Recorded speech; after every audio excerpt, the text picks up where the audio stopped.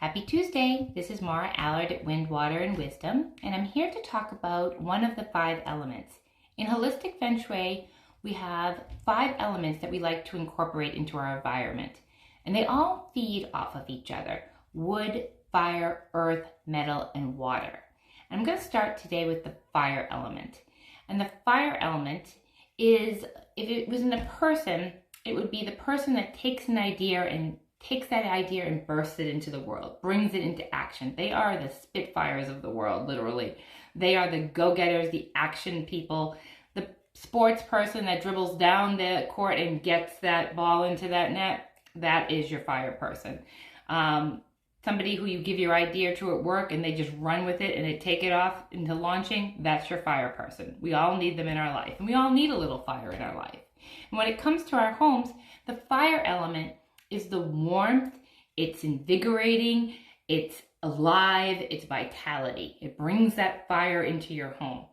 And you don't want to have too much or too little. And it all depends on your personality. Now, for myself, as I'm wearing red today, for the fire element, my husband and I are high energy people overall. So we don't want a lot of fire in our lives. We don't want to be overstimulated, because too much fire is going to have an overstimulating effect, especially on people who have high energy. If you are a person that goes into your office and really has a hard time getting going, then you definitely want to add some more fire element into, say, your office space.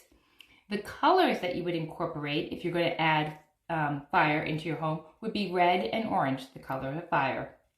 It's also incorporated through shapes, and the shape would be triangle. It is also incorporated through fire.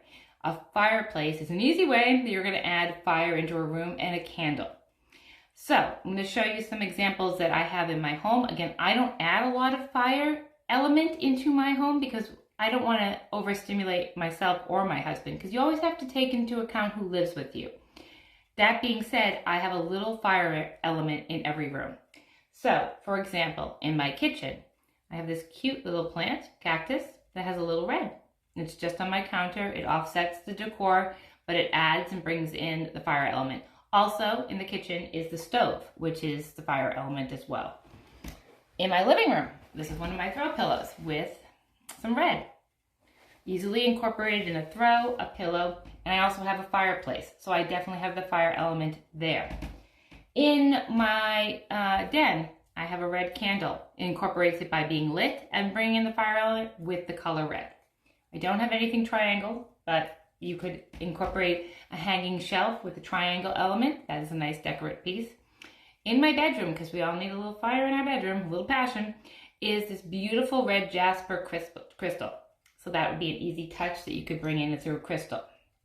You can bring in through towels, a little red into your bathroom.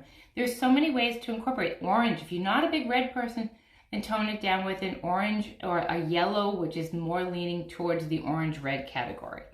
So this week, look around your rooms, look around your space, look at yourself and say, do I need a little more get up and go?